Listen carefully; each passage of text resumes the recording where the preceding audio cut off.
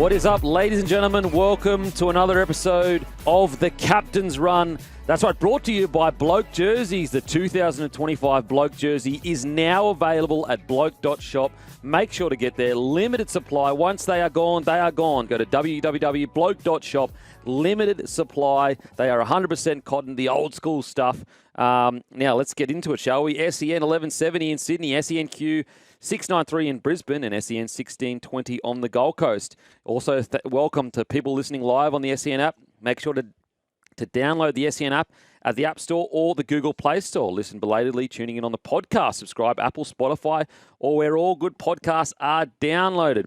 Now, on the show, first of all, welcome Maestro. How you going, mate? Very, very well, Kempy. It's been another busy week. Are we keeping West Tigers free today? Is that the plan? Yeah, well, look, for the audience, give us a text if you want us to talk about the Galvin situation. Obviously, we will. However, they asked me to talk about the Galvin situation. I said, no, we are done. You know, he made his statement last week. We gave our thoughts on it. Me personally, I think it's time to move on from that.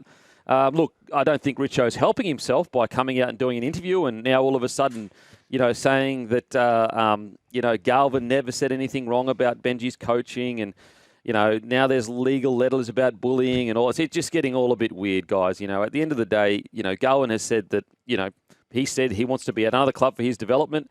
In my opinion, that is saying that the current club, isn't good enough for you, which is fine to think that. Maybe just don't go public with it. But also, he's a 19-year-old kid, mate. Like, seriously, I've done way worse things as a 19-year-old. I just didn't get caught.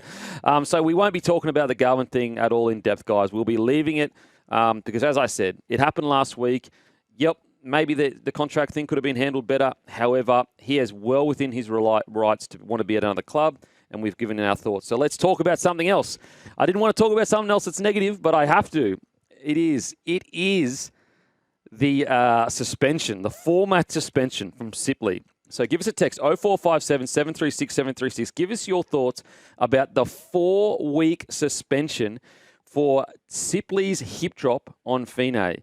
It is, look, I cannot believe we're getting a 4-week suspension of a bloke that, to my understanding, got a concussion when he got hit. And wasn't even, you could make the argument, wasn't fully there when the tackle happened after getting a concussion. Not that the attacker did anything wrong. And then because he was just holding on, his momentum swung him to the back of the legs. This like screams to me that we are punishing purely on how bad the injury is rather than the actual act of the hip drop tackle. There was also a quote that came out from the lawyer that I think is representing the NRL, essentially saying that we've tried to crack down on hip drop and players need to learn to not hip drop. Essentially, like that's me summarising it. And I just thought, like, geez, like is that where we're getting to a game where a lawyer is telling players, oh mate, you just need to fit your tackle technique? Well, yeah, it's super easy, bro. Like, we're all just intentionally going out and hip dropping our fellow rugby league players. Like, you reckon the players playing NRL right now, do you reckon they want to injure their fellow player? Like, no one's going out there to injure anyone. Hip drops happen accidentally. And so I just think that, like, a 4-match suspension for Sipley, and then there's other situations where you've got Taulangi, he's getting a 3-game ban for his high shot on Terrell May. He didn't even get sent to the bin, but he's getting 3 games. It's just all over the place. Like, we need to decide as a game, are we going to punish them in-game, or are we going to go the other route and go, let's not punish as harshly as in-game because we don't have as much time to review everything, and let the match review committee punish, and then they can be a little bit harsher. Now we're in this like really weird middle ground where it's like, okay, sometimes we punish really hard in game. Now we're punishing really hard because like all of a sudden 4 weeks and 3 weeks for shots that, a few weeks ago wouldn't have been that. Let's just put it that way. Maestro, what are your thoughts, mate? I'm interested in the hip drop discussion, Kempy, because it's something we've struggled to define as a rugby league community. And you talk now, I'm a Manly fan. That Sipley one was as clear as it gets, but I agree with you that the fact that what are they using in terms of the high shots? There are mitigating circumstances in that situation. So, mate, I'm happy with 10 in the bin. Yeah, 10 in the bin. Yeah. So you don't want any suspension for that No, I mean, look, the 4 weeks is what you have the issue yeah, with. the 4 weeks is where I have the Okay. issue. It's like a suspension in a week or whatever. Yeah, sure. Like all right, I get it. We're trying to dissuade. But like, again, whenever you're trying to suspend someone, you're usually trying to deter them from doing it again. Is anyone really looking at that situation and saying, like, what could have Sipley changed in that situation?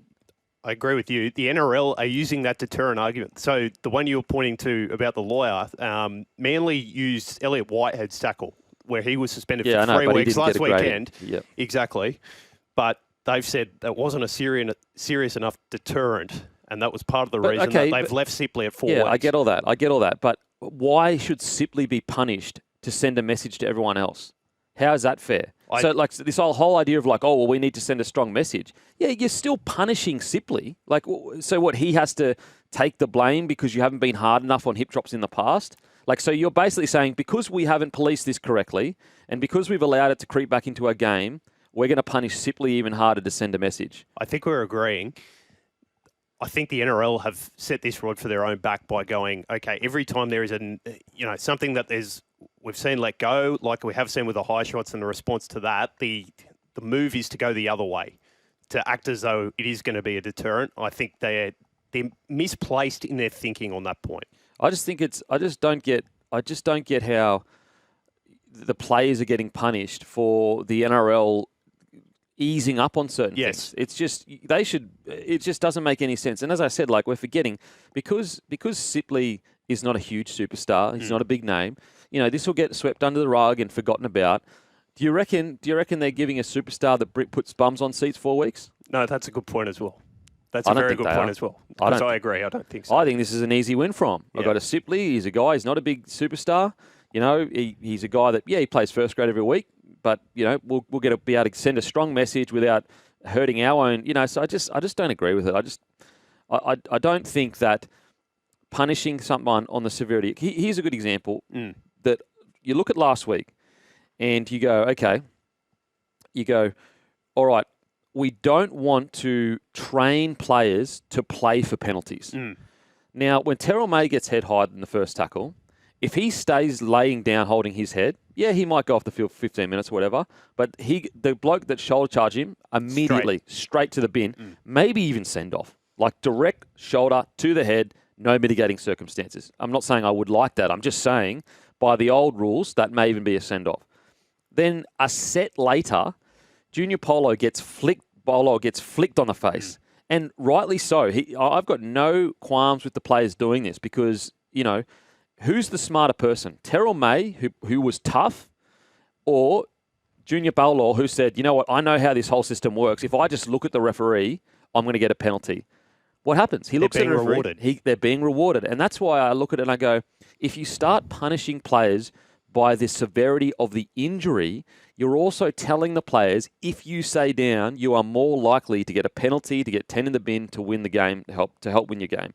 And I just think that we need to be smarter than that as a game. We shouldn't just be rewarding people that stay down, because guess what happens? You know exactly where I'm going to go to. It's soccer. Yeah. It has happened in that sport over the last 20 years. Yeah. It gets worse and worse and worse and worse. And before you know it, we've got some of the toughest gladiators in the game. Like, can anyone sit here and honestly say that Junior Paulo isn't one of the toughest players in the game? Like, is anyone going to question the toughness of Junior Paulo?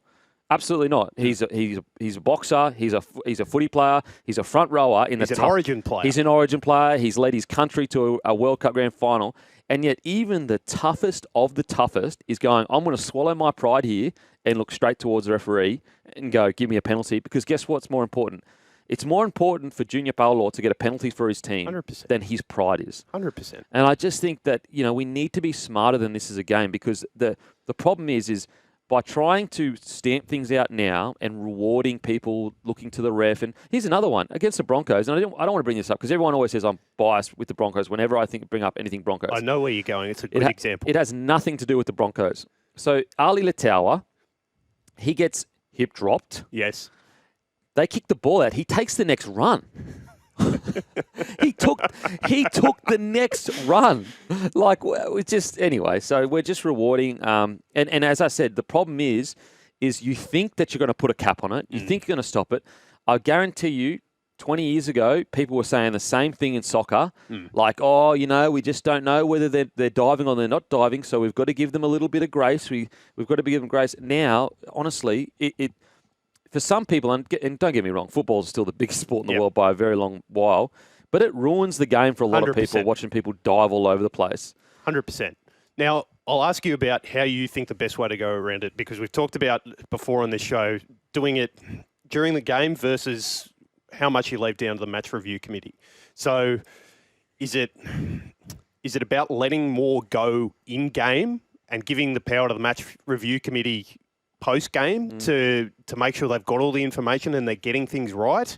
Or is it about penalising in-game? Because I know Trent Robinson was very upset with what happened to Mitch, or what didn't happen to Mitch Kenny during the game after the tackle on Nat Butcher that's seen him out for the next for probably the next couple of months. Well, we need to make a decision, Yep. It's got to be one or the other, doesn't it? It's got to be, all right, let's get all the coaches in a room and say, all right, guys, we've got two options here. We can punish really hard in-game and make sure that you get the rewards if your player is injured or whatever, or we'll punish really hard after the game and we'll probably most likely be more accurate in our calling because we've got time to make that call. But this weird middle ground is just like, it's not really helping anyone. And so it's just not really clear right now as a player. It's not consistent. No, it's not. It really isn't. I mean, there was a hip drop in the Eels-Tigers game where he didn't even land on his leg. Yeah. And it was called a penalty. It was called a penalty, and they showed replay after replay of him not landing on his leg, and he still gave him the penalty. And then Tuolungi runs away to score the try about 5 minutes later, I think. So, yeah, if that.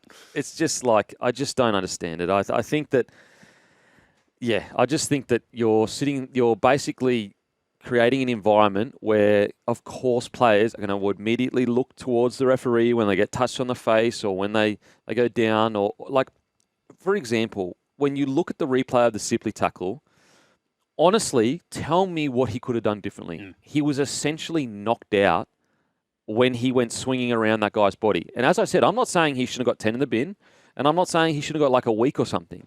But a 4-week suspension, surely that's reserved for people that are doing things maliciously, or they've got that, not even maliciously, but like there's time to think about it. Yep. The technique is basically, let's say it's a hip drop. He's grabbed it around the hips, he's lost his legs, and then he's gone and fallen on his thing.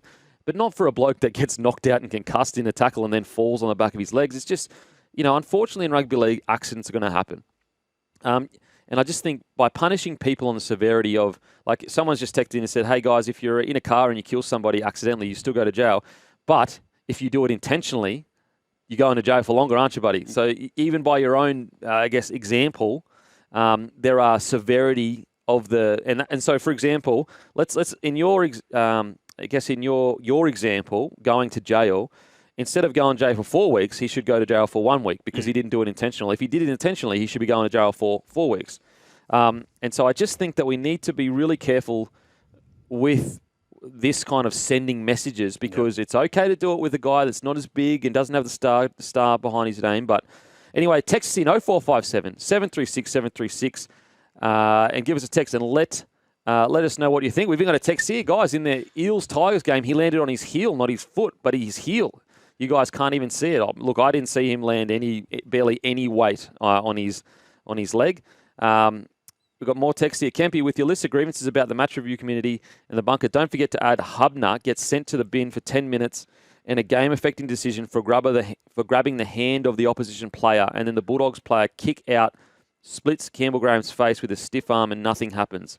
What's going on with that? Just super inconsistent. And look, this is not really, we could go down the route of like having to go at refs or whatever, but I actually think I'm actually directing my frustrations a little bit higher than that. I think that the refs, they're only doing what they're directed to do, and so when they started the season, it seems like they've been told ease up a little bit, and then a few weeks into it, they're told to be cracked down on it, and now all of a sudden ease up and crack down, and of course they're going to get confused. And so I think it needs to be a little bit clearer from above. Welcome back to the Captain's Run. Give us a text 0457 736 736 and let us know, what are your footy questions? What are your biggest qualms? What are your most positive things about the NRL right now? Has your team had a big win, or is your team struggling? Let us know, 0457 736 736. And don't forget, Bloke jerseys now available at www.bloke.shop. Okay, the Broncos go down to the Warriors 20-18 on Saturday night in Auckland. Look, I tell you what, the Broncos find themselves in a bit of a strange position because they're actually fifth on the ladder. Like, it genuinely still surprises me. Now, granted, the ladder is incredibly close. So, one loss and all of a sudden you're out of the 8. But the ladder is incredibly close. However, they find themselves in a tough position because, the Hunt-Reynolds combination just doesn't seem to be clicking. Their completion rate is quite low recently. They went up against a Warriors side who were very, very tough, and I think that they deserve a lot of credit for getting the win, but they were under strength. They didn't have their full strength side. It's now multiple losses where, the Broncos have lost to teams where they've been pretty solid favourites. And so heading into, the next month of rugby league, I think the Broncos have some pretty tough questions around, does Ben Hunt move early into that number 9 role? Me personally, I looked at them and I thought they looked much better when Hunt moved into 9 and Walters moved to 6. I spoke about it on my podcast on Monday, and I just think that looking at that side, and it's through look, don't get me wrong, I thought Ben Hunt had a poor game on the weekend, but I think it's through no fault of Benny Hunt that, he's playing quite on the ball and almost like a 7 in himself, because he's been at the Dragons for like 6 or 7 years where he's the main man. So it's going to be only natural for him to want to play like the main man in a side. But I just reckon that they're having trouble balancing the Renault and Benny Hunt combination because they're both main man players. And they probably don't have enough time for Benny to learn to be more of a 6. Because like you even look at his runs, he hasn't had that many runs per game. And I think in the modern era, you need at least one of your halves having 10 to 15 runs a game, closer to 15. I mean, you look at Cleary, who's the benchmark. He's up at 20 runs a game. Look at Hughes in his better games. He's up at around the 15 to 20 mark. And so I think the Broncos, they've got to make some improvement quickly because Michael Maguire has a really tough, decision on his hands because he's got this great roster on paper. And over the next 2 years, altogether, 20 people come off contract. So into next year, there'll be like, altogether, if you include this year and next year, there'll be 20 people that'll be coming off contract heading into 27. And so I guess Michael Maguire has the really tough question of like, if this playing group can't play the style of footy that I'm asking them to play, he'll have to make some really hard calls because at the moment, they're just not, they don't seem to be really clicking with Michael Maguire style footy. Now, I actually think that this, moving Selwyn back to fullback and, obviously I want Walshy back in the side, but I think it might be a bit of a blessing in disguise. Obviously, you don't want Walshy out of the side or injured, but it might give the Broncos just a little bit of time to square up their attack and stop playing so side to side, and it'll give Walshy more time to learn under the Michael Maguire system. Anyway, we've actually got some audio from Darren Lockyer in regards to the Broncos. Again, I don't know what Madge's plans are with Ezra, but, he hasn't played footy for a long time. Yeah. He might be fit training, but, there's a massive difference. Yeah. Oh, yeah. That match fitness takes a little while. And, Ezra's probably expecting that to happen, but I guess we'll wait and see. The other night, they had 3 hookers in the team. Yeah.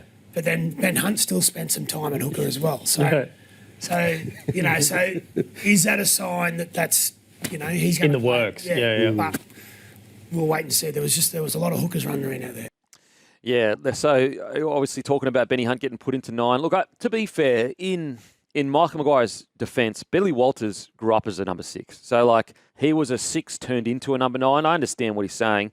Look, first of all, I think Ezra needs to earn his way back into first grade, we can talk about the punishment or whatever. We've already given our thoughts on all that. But I just think it's only right for him to earn his way back into the first grade, regardless of how the Broncos are travelling. Like, even if they're struggling, I still think that he should.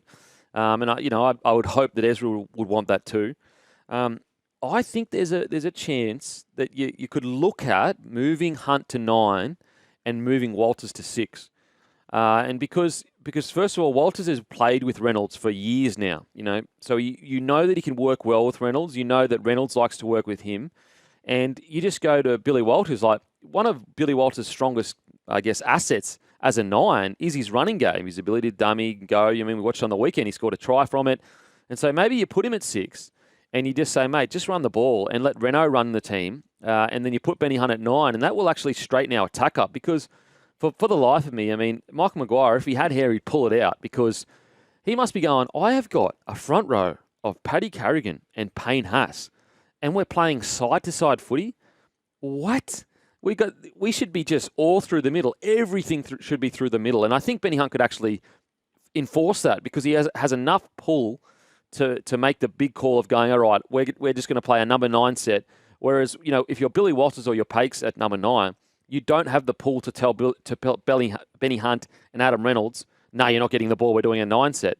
And so I just think it might play into Michael Maguire's hands a bit more to put Hunt at 9 because it says basically we're going to play some really straight footy. And you go back and watch the New South Wales side against Queensland.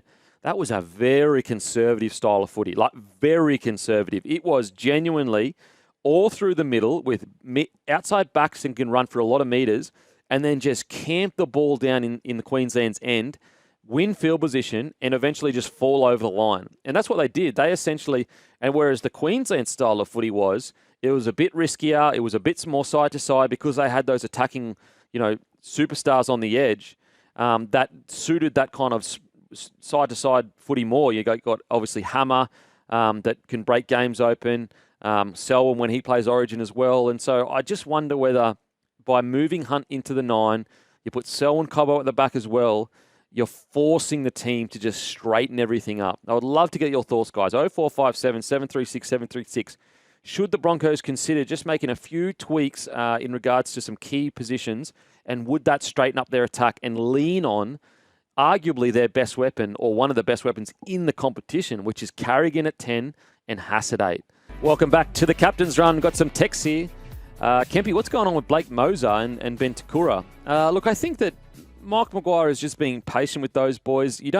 With guys that are going to be at the club for the next 10 years, you just don't want to rush them. Have a look at Melbourne Storm. Look how patient they were with Howarth, and look how good that guy is now. So I think you just want to be patient. Got another text here. Hunt went to 9 because he was having a shocker at 6.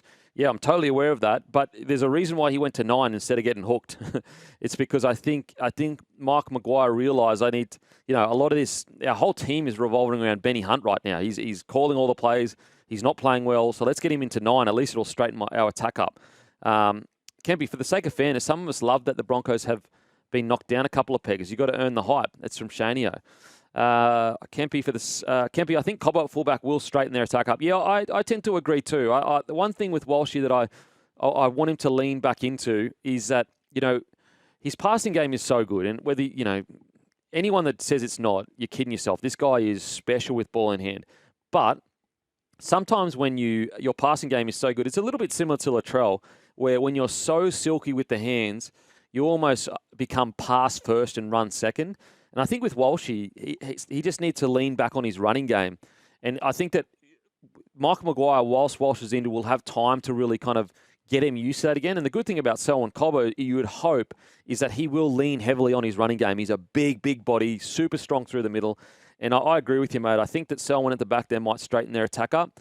And I hope, you would have to think that Michael Maguire is onto the boys, like this spreading every second tackle coming out of our end. We don't need, we are truly one of the sides that don't need to do that. So let's not do it. What do you think of Big Mal would have said, done if Galvin said he can't coach? In regards to the Galvin stuff, as I said, look, there's nothing wrong with a 19-year-old having an opinion.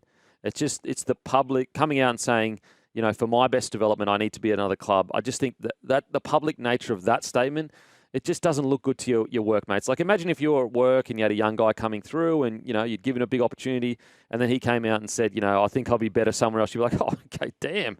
All the work we do. Anyway, as I said, if that's the worst thing a 19-year-old does, he's done nothing. If that's the worst thing.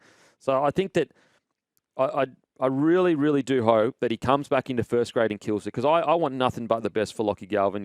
He's a really good player, and he's a 19-year-old with people around him. So let's just always remember that.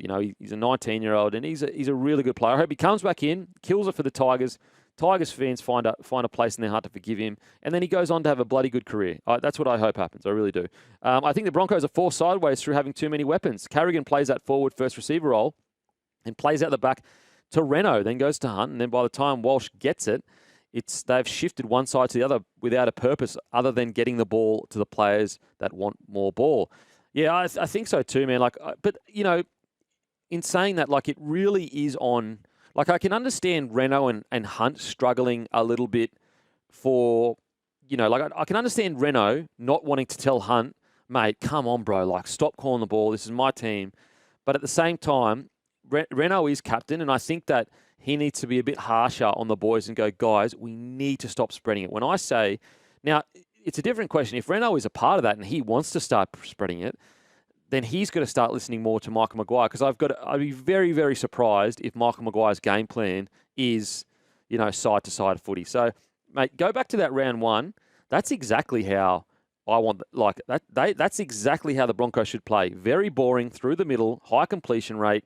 They'll dominate most teams. They really will. And so I do think, Paul, your text is on the money in regards to, like, there is an underlying feel of the Broncos if we've got so many weapons, like, let's just use them and spread it and have fun and we'll dominate teams when it clicks, because they do. When it clicks, they just look amazing. But I'm with you in regards to, we've already got a text. Okay, Kempy, wrap up the Broncos propaganda. We like them losing. Oh, my. See, there I go. Can't even have a segment on the Broncos. Already got Sooks in the text messages saying wrap it up. Now, I've got some more text here. We've got Broncos won't make the 8. Ooh, big call there. Make sure to text in 0457 736 736. Now, huge in. We are here for Chemist Warehouse. Get discounted prescriptions and save more money every day at Chemist Warehouse. Tommy Trbojevic returns from the Seagulls clash with the Panthers. Manly coming off 3 straight losses with Tommy out. Big problem might be in their forward pack, though, where Alaye, Waddell, Trbojevic, and Paseka are all unavailable. Man, I'm really worried about the really worried about the Manly Seagulls at the moment, to be honest, because with all these outs, like, even with all these players in, you'd be stoked with a win over Penrith. With all these outs, with a forward pack that already is a bit light on, they've got to turn it around relatively quickly, because they could really lose touch with that top 4 that you would have hoped they would end up in. What do you reckon, Maestro? They've just looked so sloppy the last 3 weeks, Kempy. And you can point towards Tom Trbojevic being out, but I think the problems are a lot deeper there. You talk about a side that just need to knuckle down and get themselves pushing forwards. Watching Manly over the last 3 weeks has been punishing. Particularly that game Thursday night against the Dragons. I don't think either team played particularly well, and the Dragons just seem to have the wood over them at the moment. But, now losing a little bit more of that punch up front. How do you get Tommy into the game now, I think, is the question, because they're just not going to be able to. I mean, how are they going to battle that Penrith pack up front come the weekend? It's going to be tough. Yeah. And what surprises me is, like, why are they rushing Tommy back? So you've got to bye the week after this one. What? And then you've got still 2 more games, I think, before the Origin sides are selected. So even if Tommy's pushing to get back into the side so he can be available for that, as a Manly Seagulls, like, why are you not putting the brakes on? This is a game they're not likely to win. You don't like just giving games up, but Saturday night out at Combank against the Panthers side, are just coming off their best performance of the season so far, doesn't bode well. Yeah, put it that way. And, like, you might go, he's passed the fitness test, but, like, there's all that little things, like his body being out of balance because he's, I don't know. Look, it's a bit rich for me to say why they're rushing back, because I'm not a physio, and they would have guys there that have got so many degrees in sports science and everything that would know what they're doing. But it was a little bit surprised when I look at it and I go, especially when they got the bye, mate, you almost want to, with Tommy, you almost want to say, mate, it's not worth it. If it was a game that they must win at the end of the year, maybe, but look, they know more than we do. Got some more text here. Kempy, as was reported the other week, the NRL is asking the media companies to report what to report on and to not criticise the referees. As fans are meant to sit here, and because we're told the game is the greatest sport ever, been put up with ridiculous decisions which completely determine and ruin matches. I found myself turning games off at half-time and switching over to the AFL more than ever this year. That's okay. Colin from Enfield. Look, I think that got the whole tell us what you're reporting got a little bit blown out of proportion. I think what the NRL is basically saying, they're not saying you can't report on this. I think what they're saying is, could you tell us what you're going to air with so that we have a right of reply? So, for example, if a big segment is going to be about the calls on the weekend, then we can prepare. This is our response to those questions. I think that's where it came from. And look, it's not like the media to use a big headline or whatever.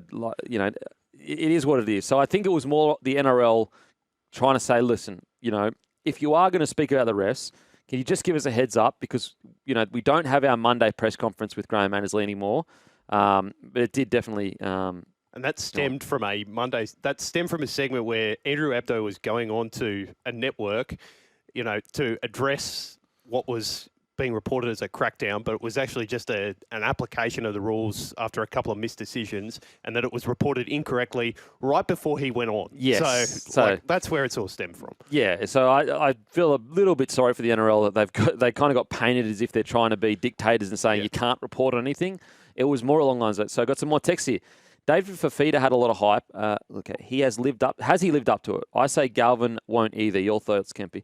Look, I don't think that, bro. As I said, mate, I'm a fan of Galvin. Put it this way, I actually think, maybe I'm wrong, but I actually think most rugby league fans are a fan of Galvin, and most rugby league fans are reasonable enough to go, I can disagree with the way this is handled. I can also disagree with his management and how that's been handled, but I can still want what's best for the kid. I genuinely think that's what most fans are thinking. So I'm never going to get on board, just being negative about a kid for no reason. I'm still a big fan of Galvin. I think he'll have a really good career. I got another text here. Kempy, Galvin isn't the problem for the West Tigers fans. The problem is his manager. He is the architect of this fiasco and has been, look, maybe, we don't know. Because the thing is maybe Galvin was telling his manager that he was. Anyway, we're not going to... Hey, you're killing me, guys. You're sending me these Galvin texts. I said I wasn't going to talk about Galvin.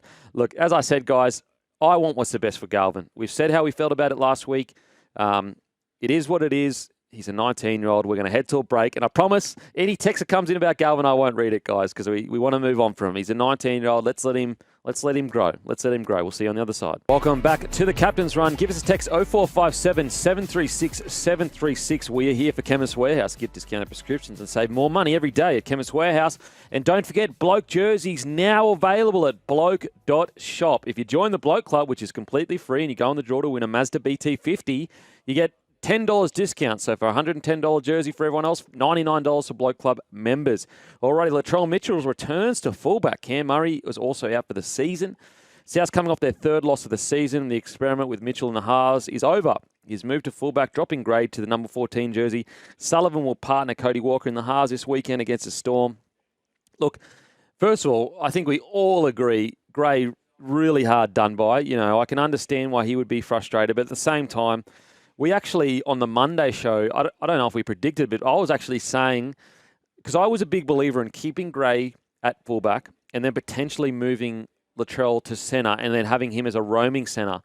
But the issue I found myself finding with Trell as a roaming centre and also as a 6 is he just didn't seem to be getting his hands on the ball as much as I would want.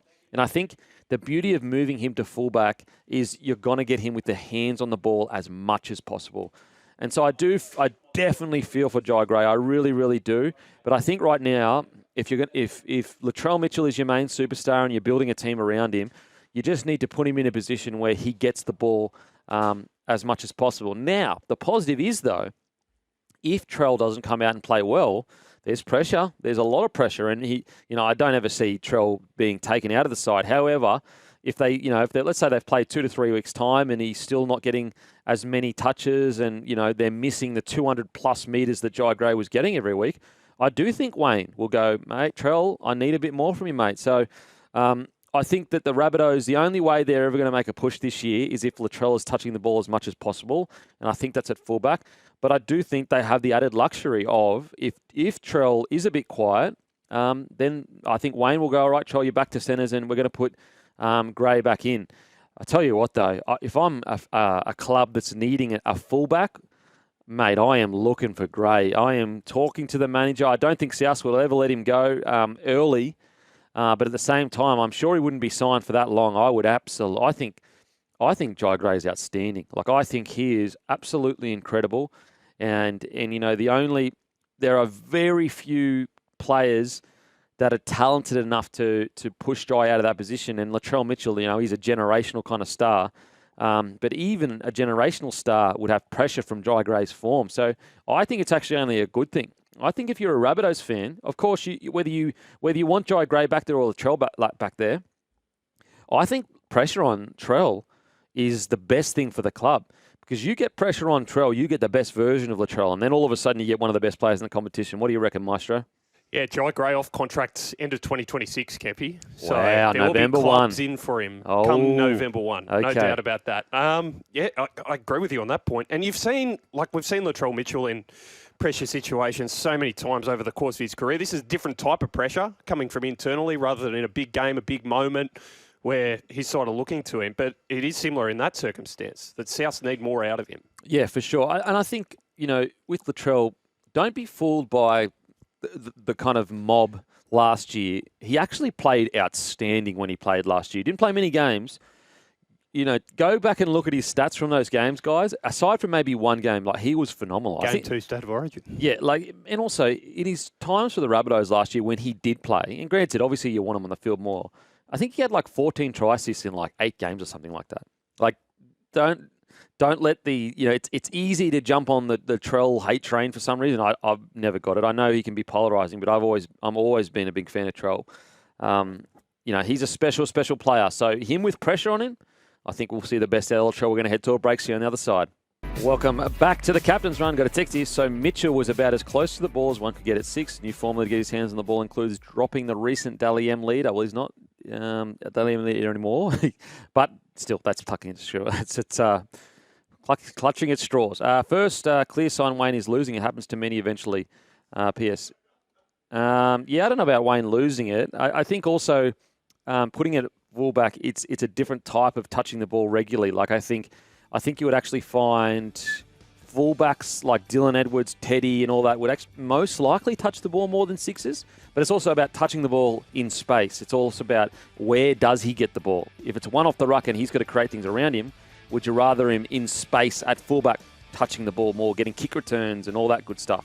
If you're a 6, you've got to stay on one side of the field. At fullback, you go to both. Anyway, so that would be the thinking, Mike, in regards to. But I think Trell with pressure on him, I think it's going to be really interesting to see. Alrighty, we're going to head to a break. After the break, we've got plenty more to talk about, so stay tuned. Welcome back to the Captain's Run, and it's been a big first hour. We've spoken about the Broncos. We've spoken about match review committee, hip drops, 10 in the bin, head highs, you name it. Don't miss it. You can listen to it on the SEN app, or you can listen to it on any podcast, Apple, Spotify, you name it. Now, don't get a teary eye when you hear this voice that's about to happen. Don't have a heartbreak. We've moved past it. We don't get me wrong. We always keep a special place in our hearts for this bloke, and we'll always remember him. But just stay strong, all right? We've got some audio here. They're the informed team of the competition. They're the most consistent defensively too. Team of the competition. Their last 4 rounds, fellas, I don't know if you've seen this, but their last 4 rounds, you know how many points they've conceded in their last 4 games? No. 14. Yeah. 14 points. Yeah. I don't know if Newcastle scored that many in the last 4 weeks. And I really like the style that they play with, and particularly, we just spoke about their defence. They are by far and away the best defensive team in the competition at the moment. The one thing that could hurt them as the year progresses is if they lose a couple of their big stars. I'll tell you what, we'll get a fair indication this week. Yeah, Thursday night. They take on the Broncos at home. There you go. Gather yourself, gentlemen. I know it bring back a lot of positive memories, a lot of happy memories, a time in our lives where we all just live in happy lives. We had Cam Smith on the show and life was good. So just regather yourselves. We always remember it's better to have loved and lost than to have never loved at all. But to hear the great Cameron Smith talk about the premiership, I guess, credentials of the Bulldogs, and I have to agree with the great Smithy. I mean, even when he's not on my show, I agree with him. So, geez, I can't stop agreeing with him. I think he's absolutely right. Defence wins premierships their first 6 weeks. But the bigger question I have is whenever there's a team on the top of the ladder, usually in Origin, a lot of players are selected from that team. However, the Bulldogs find themselves in a quite unique situation where there's a possibility where they get no selections in the Origin sides. Now, granted, I don't think that's going to happen. But for example, let's say Tommy is fully fit and Trell is fully fit. Where do you put Critter? Let's say Benny Hunt is killing it at 9 because he's been moved there. Does Marnie get selected over him at 9? Does Kurt Mann get the bench spot over Max Plath or Dearden? And so, don't get me wrong, I do think Kurt Mann will find his way in there, and I do think Reid Marnie will probably find himself in there. But the question I have for the audience, and text in 0457 04504, oh my God, 0457 736 736. We got there eventually. Let us know what players in the current Bulldogs squad that are 6-0. Look, by all reports, they could be 8-0, 10-0 nearly. Like, they're playing that well. But let's just say they get to Origin and they're 8-2. No club will be close to them. How many players and which players do you think will be in Origin? Me personally, here's where I'm going to go. I think Critter will find his way in there. I just think he's too much of a star. Somehow, some way, you can get Critter in there. I think Marnie will most likely be 9, depending on what happens with Benny Hunt. I think Kurt Mann will most likely find his way onto the bench, but it'll be a battle between him and Max Plath. The other one that I think will be at least part of the squad is Preston, Jacob Preston. I think he'll be part of the squad for the Blues. I just think that he's been playing too well, and I just think if, most Origin coaches try to pick at least a few players from the best team in the competition to almost take that culture and just bring it into camp and get people infected with that winning attitude. What do you reckon, Maestro? I tend to agree. I mean, history shows you that, right? Yeah. And particularly when you've got a new coach coming in for New South Wales, I'm getting emotional about it. They want to leave their mark on the squad. As much as Laurie will want to favour incumbency and, a side that won last year's series convincingly in the second two games. Okay, let's just relax here, Maestro. Jeez Louise. Oh, my God. Won the series convincingly in the second two games. I completely agree with you around Jacob Preston. I think as a Blues fan, he's someone you want to see in there immediately.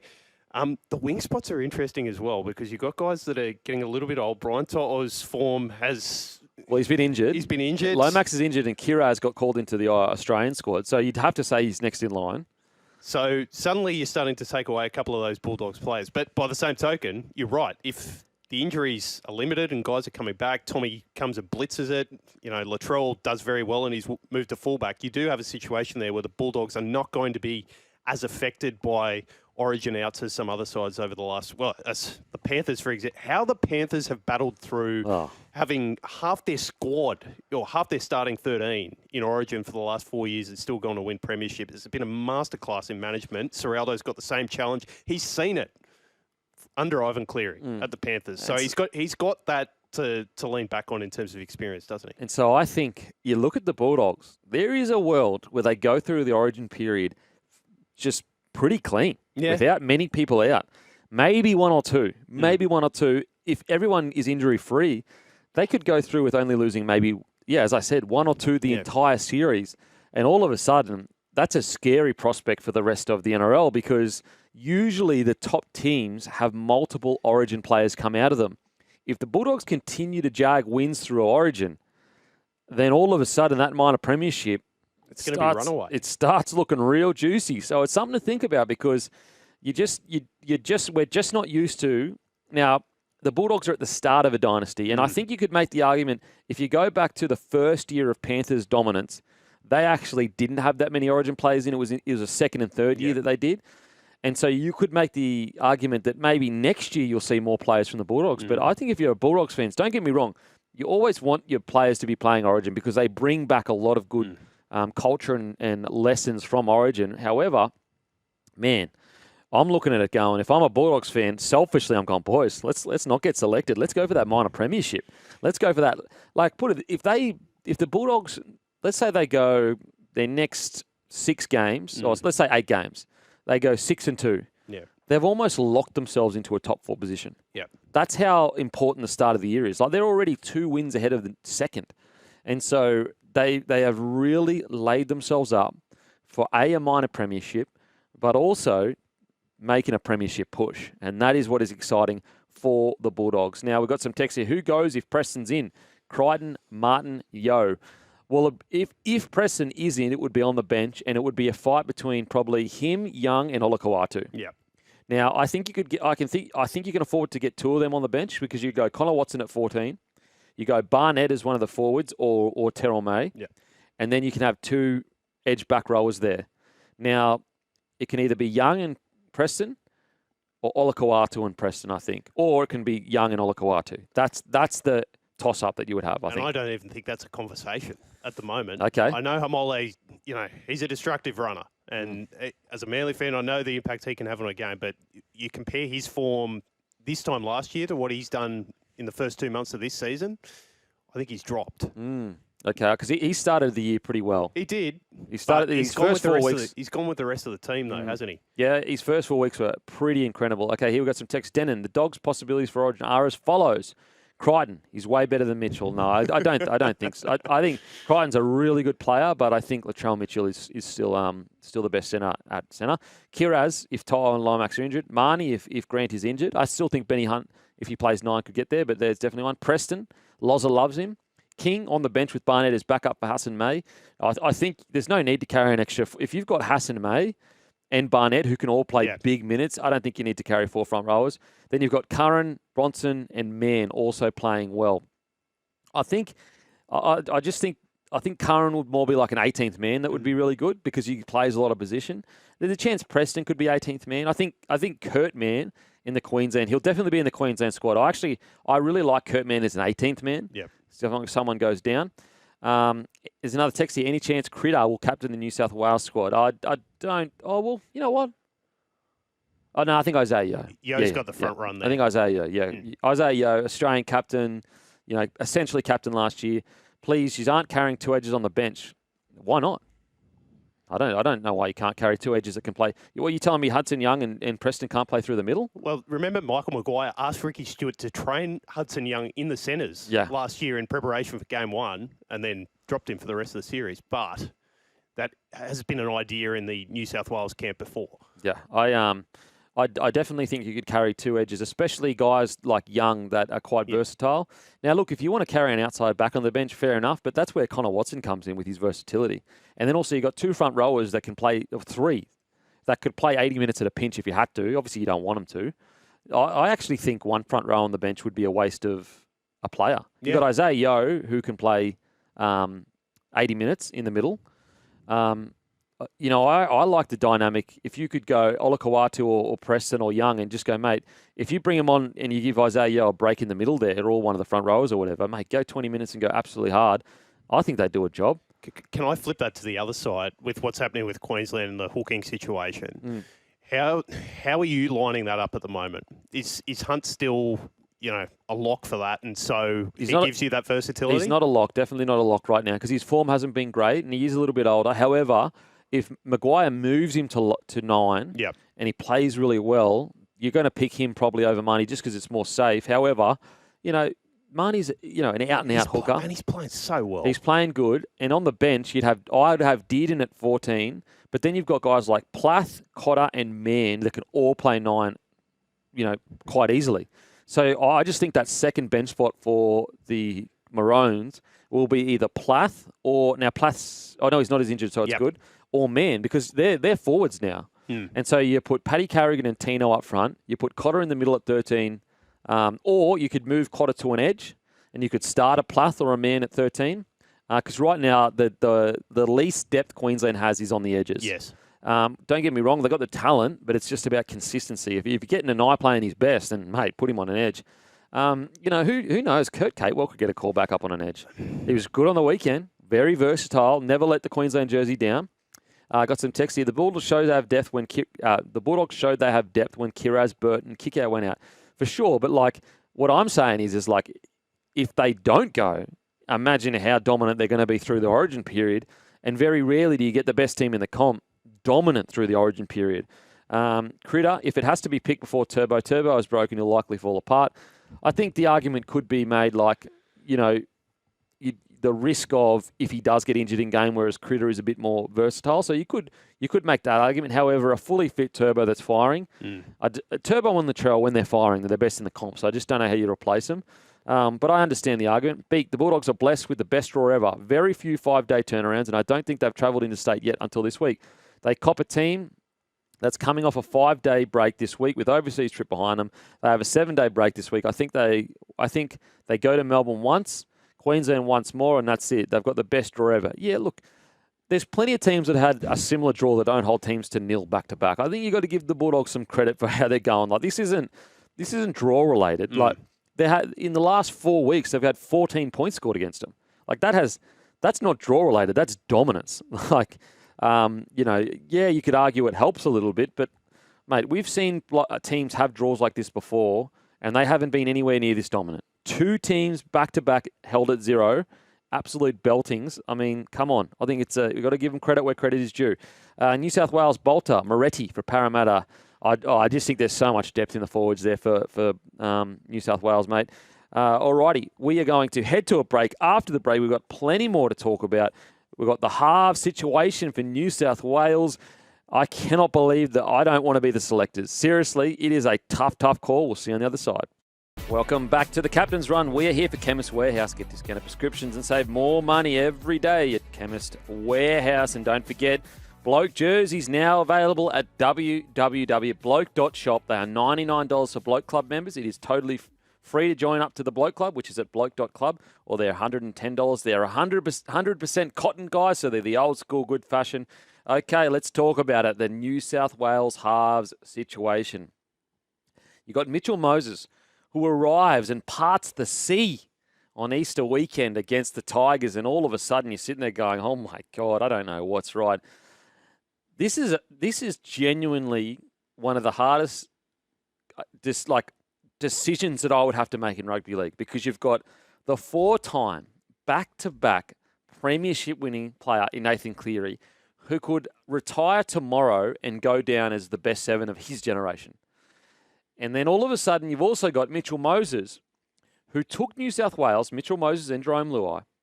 He took New South Wales up to Suncorp and did something no other half has done in 15 years for New South Wales. So you tell me what the answer is, because I don't know what the answer is. I really don't, because if you're just looking at purely what they've achieved at club footy, you'd obviously lock Cleary in. But then if you look at what is achieved last year and you talk about being loyal and you talk about what actually got the job done for New South Wales, and to be fair, for Nathan Cleary, he has won multiple series as the 7. So, you go back to 2021, it was a record margin win by the Blues with Cleary in the 7 jersey, when Tommy Turbo and Latrell Mitchell just absolutely lit it up. So it is one of the most difficult questions in rugby league. Me right now, gun to head, and I don't even know if this is the right decision. I'm going Cleary at 6 and Moses. Sorry, take that back. See, I'm so confused. I don't know what I'm talking about. I'm going Cleary at 7 and Moses at 6. That is right. Now, I wouldn't mind considering Cleary at 6, though. Why is that? Go back to that 2023 grand final against the Broncos. He moved one pass away from the ruck and Cogger became the main 7. And I know it's a small sample size, but if you actually look at Nathan Cleary, in all the years leading up to the Penrith dynasty, he averaged anywhere from 70 to 80 run meters. As soon as he started averaging over 100 meters per game run, they went on their 5 grand final run. And I look at that and I go, okay, Nathan Cleary, one of the most underrated running games in the competition. Look on the weekend, he had 19 runs for like 150 meters or whatever it was. And so right now it would be Cleary at 7, Moses at 6. But even if you flipped it, and that's what the scary prospect is you go, if you put Cleary and Moses together, could you flip it during the game at times to keep the opposition confused? On top of that, their kicking game of Cleary and Moses is unbelievable. Like, it'll be probably the first time ever where New South Wales clearly go into a game where they've got better kicking than the opposition, because, in Origin, I feel like DC has actually out-kicked Cleary in Origin. Whereas this is, you've got Moses and Cleary. Munster is, you average Cleary and Moses together, it's more than DC and Munster, in my opinion. And so that's where I would go Cleary and Moses. But the problem is Luai is an out-and-out 6, like a really good 6. And he was a key player in their victory up at Suncorp. You can make the argument, if Luai doesn't play, they might not win that game up in Suncorp. He was that bloody good. And so that's where I find it is such a tough decision, guys. It's tough. Let me know, 0457 736 736. Who would you pick in the halves? Right now, I'm going Cleary at 7 with Moses at 6. But what I would be doing as a coach is looking at ways to, at times, making Cleary second receiver and at times making Moses second receiver. The reason also why I do go those two is, as I just mentioned, who do you put pressure on? When you're going when it's a 5th tackle and they're going a kick, do you put it on Moses or Cleary? Whereas if it's Moses and Luai, then you go for Moses. If it's Cleary and Luai, you go for Cleary. But I would love to hear your thoughts, guys. Who do you go for the New South Wales halves at 6 and 7? Now, here's another question for you. On the Queensland side, is it just a lock that DCE is the 7 and Munster is the 6, especially with how well Dearden played for Australia at 6? Is it a passing of the torch time, or does Munster still have more to offer? Me personally, I've got a text here. Hey, Beak, no one cares about your opinion on the Mighty Blues. Stay in your two-headed lane. Okay, thanks for that, mate. You're still listening, though, aren't you? No, I understand it, mate. I guess a bit of banter. In regards to Queensland, I look at it and I go, I personally still think Munster has enough to give. But I think Dearden, there's a lot more pressure than I think some people would give credit for. Do you think that it should be DCE and Munster at 6 and 7, or 7 and 6, or is Dearden putting pressure? Maestro, I'd love to get your thoughts on both the halves. So I'm with you on the blue side of things. I think Moses and Cleary, how do you deal with that in Origin? Where are you putting kick pressure? How are you dealing with what they're able to do in the opposition red zone? I'd have them all in the squad just because of flexibility. You don't know what's going to happen, and you're able to make those changes. Cleary and Luai obviously have that relationship, and Moses and Luai have played together as well at Origin level with success. But I'm with you on the Cleary and Moses thing. DCE's form last 2 weeks, been a little bit worrying. A Manly team that are underperforming, granted, but it's like that. It got through the initial news cycle about what was happening at Manly and everything there. And then it's just been a couple of little errors come into the game. I didn't think played particularly well against the Dragons. There's a long body of work there.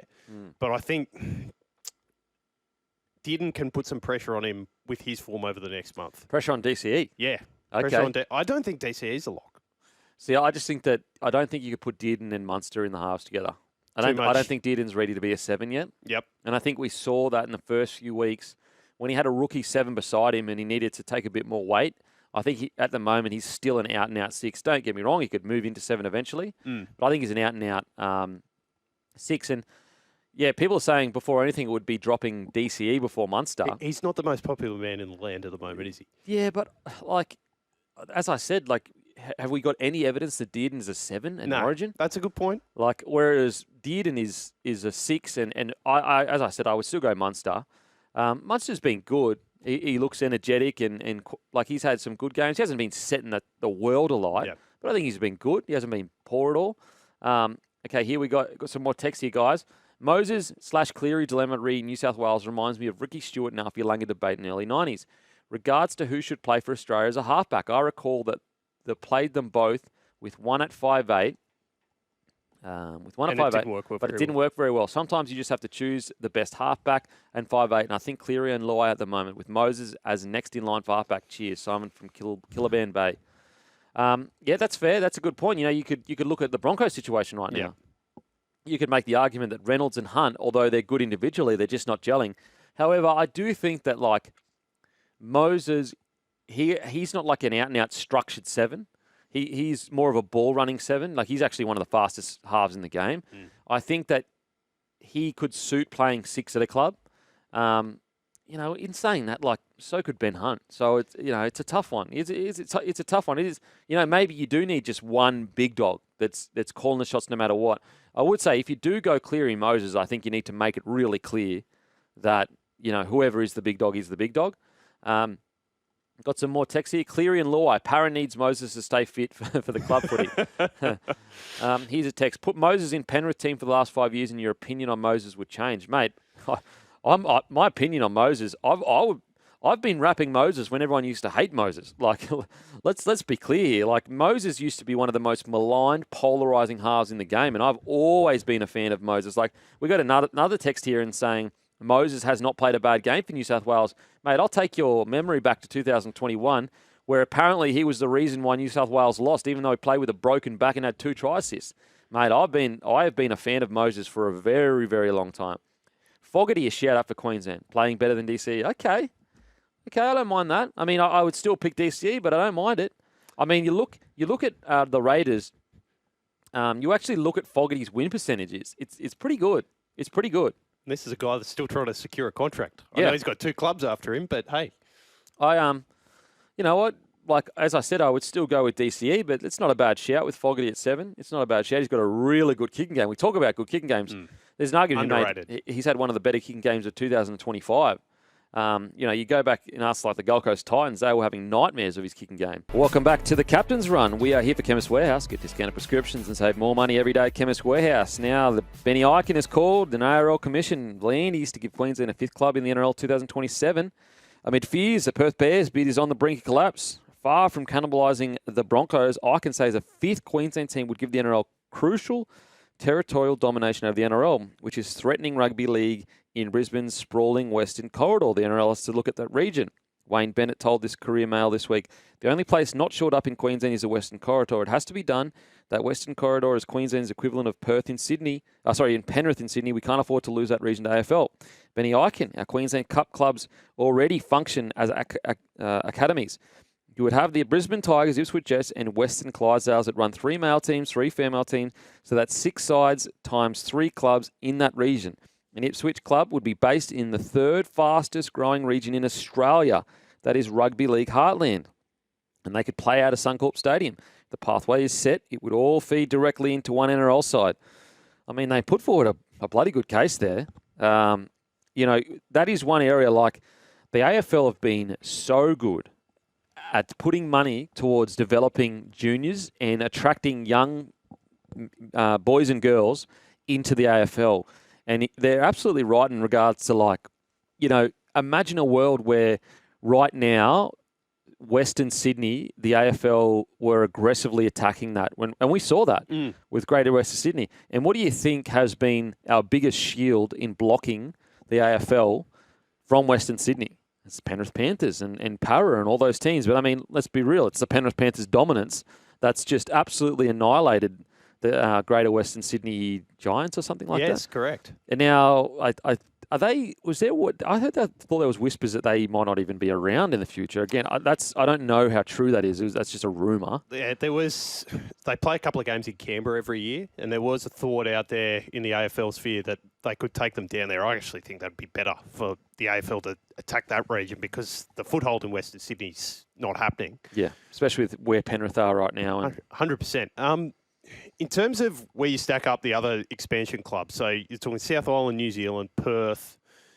Is Western Brisbane, is that somewhere we are falling through the cracks? I know the AFL are putting in a lot of investment there. I think it's $1 billion over 10 years into sort of that area of Brisbane and Western Sydney. But is there more opportunity to grow the game if you're moving away from areas? I just don't feel like kids are falling through the gaps. People tell me differently, but I'll be happy to be proven wrong. Well, I think it's also, you look at it like the ease at which it would be to set up that club. Yeah, already interest there. You look at the Base of Dolphins. juniors. Yeah, what's the secret for the Dolphins' immediate success it's already been an established club that's been there for a while. And so I understand their argument. I'd have to look into it more to see where I laid in the land, but I do understand why not lock that away and then go to Perth? Why do we need to rush to Perth? However, Perth is already won by AFL right now, whereas currently there's a battle in Western Brisbane, Brisbane's West, sorry. So why not win that battle first and then go and have that battle at Penrith later on? Put it this way, there's no time pressure on the Perth Bears, but you could make the argument, and it seems like Ben Eichen's making the argument, there is a time pressure for the west of Brisbane. Got a text here. The Giants are sitting 4th on the AFL ladder. They stay in Western Sydney. See, I don't think anyone's suggesting that they're not a good side or whatever. They are a well-run club. Yeah, it just financially, how much sense is it making at the moment as a club? Would they be doing better in Canberra? And to be honest, I know far more about, I don't know a lot, but I feel like the Sydney Swans, they've got an established long history. They're doing relatively well. Whereas the Giants, I never hear about them in Sydney. They're never in the paper. Their awareness isn't that big. And I think they just get swallowed up by the big clubs in NRL out in the West. Just yesterday, the Gold Coast Suns hosted a train with the Suns Clinic for 6 local GC clubs, Gold Coast clubs, under 8s, and have lots of clinics all the time. Yeah, like that's what I mean. The AFL, their junior programs and all the money they put in, they are second to none. They're much better than us, at least at this stage. And so I do understand where they're coming from. So I'll probably have a more of a look at that. Because, Benny Eichen, he might be onto something. He might be onto something because, especially out west there, they love rugby league, and you don't want to lose that love, especially when it's a heartland of rugby league. Welcome back to the Captain's Run. Give us a text 0457 736 736, and we've got Queensland and Roosters front rower Lindsay Collins on the line. How you going, big fella?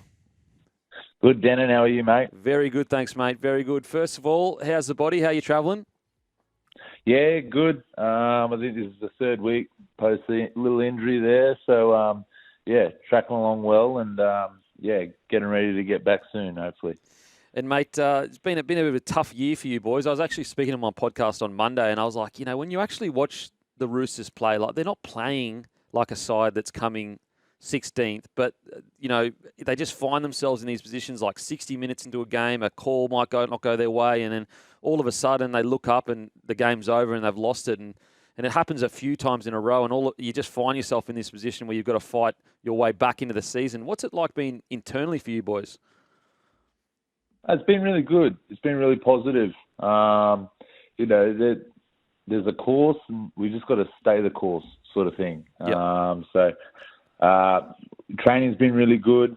A couple of games haven't gone our way, but we know we're moving in the right direction. So there is a lot of positivity there. Obviously, everyone wants to win. We want to win. We're disappointed with a lot of those losses, but a lot of it's on us. We're beating ourselves more so than getting beaten. So, but we've also got a really young group. We've got a lot of new combinations in at the moment. So it's also about, those younger boys getting more games, more mature they get as football players and have more of an understanding of what an NRL game is. And, I can't credit them more. They've been putting the hard yards in and, their performances on the field have been great as well. It's just going to take a little bit of time, I guess.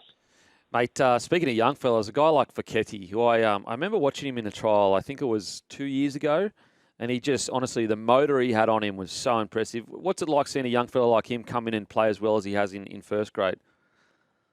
Yeah, exactly. Celeste is one of those young blokes that has come in. Had a couple of pre-seasons now with Celeste, and if you're on the other end of his shoulders, it's a bit painful. So he can whack you. He's deceiving. His footwork. He's got a lot of knowledge around the game as well. As a ball playing middle.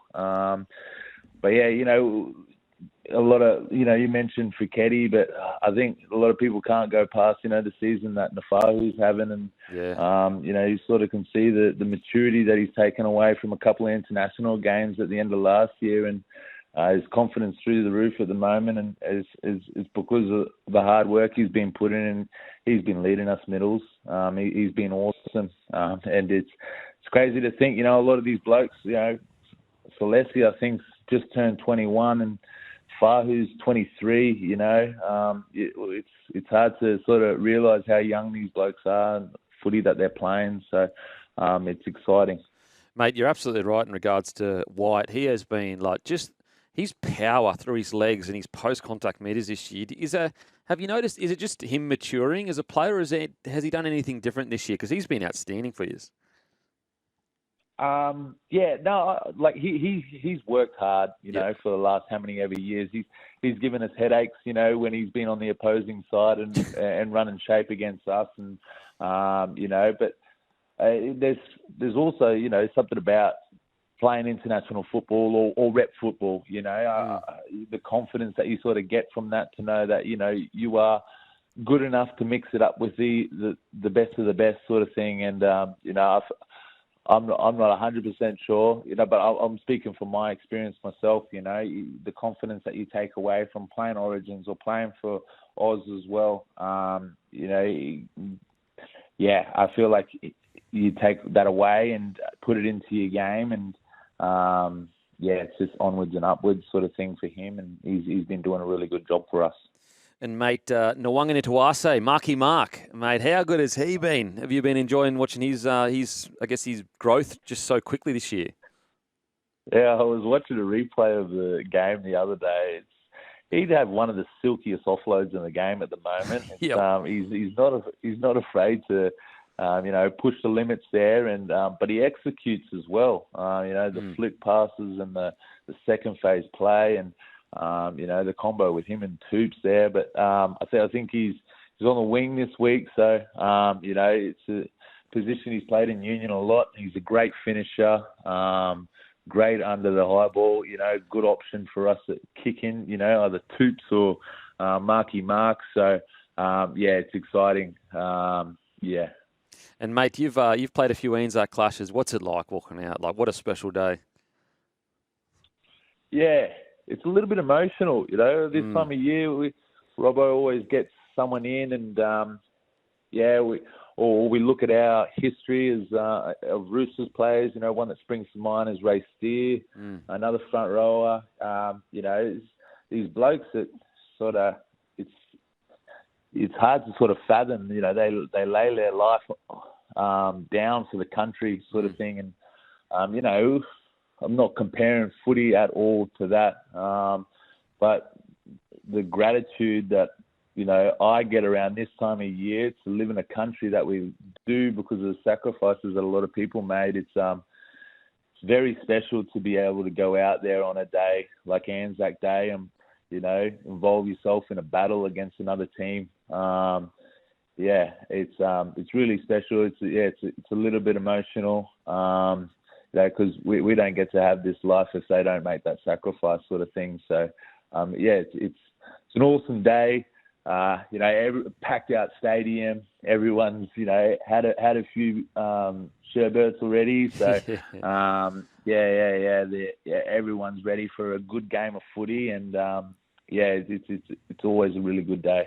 And, mate, before I let you go, just in regards to like the vision for the rest of the season, and I'm sure you boys aren't sitting there going, "Oh, it's good we're in this position," but do you take a lot of confidence out of the fact that you as a leader, you've been in a position where you haven't started, as in the team has, haven't started that well this season, but you've fought your ways into finals footy? Do you take confidence in that? Yeah, definitely. I don't think I've been a part of a season yet where we haven't been in finals, and we always do find our way in there, and it's just taken a little bit to things to sort of click at the moment. But as I said at the start, we just got to stay the course because we're working hard, and like you said, so the game's there, for us at the 60-minute mark. We're just sort of not executing at the moment. So things will change. The harder we work, they'll eventually change, and we'll be all right. Mate, and just lastly, I got a text here. He says, ask Big Linz how he's striking the golf ball if he thinks he's back up to another Ambrose in Armidale. I don't know if that rings a bell. Yeah. Golf is going terrible at the moment. I haven't got out too much. So, Don't. I think I got auctioned off that day. The poor bloke wasted his money. So, yeah. Mate, thanks so much for joining us. Really appreciate it. Can't wait to see you playing again, mate. Welcome back to the Captain's Run. Let's get straight into it, shall we? It's been another great hour. We had Lindsay Collins on the show. We had plenty that we spoke about. Origin halves, both New South Wales and Queensland benches. Got a text here. Kempy, I ordered 3 jerseys, but my membership discount didn't work. Dan, shoot customer service an email, but just the next time you've got to be logged into your bloke account to get your discount. We said that quite a bit, so just make sure to log into your account to get your discount, but shoot us an email. We'll take care of you, mate.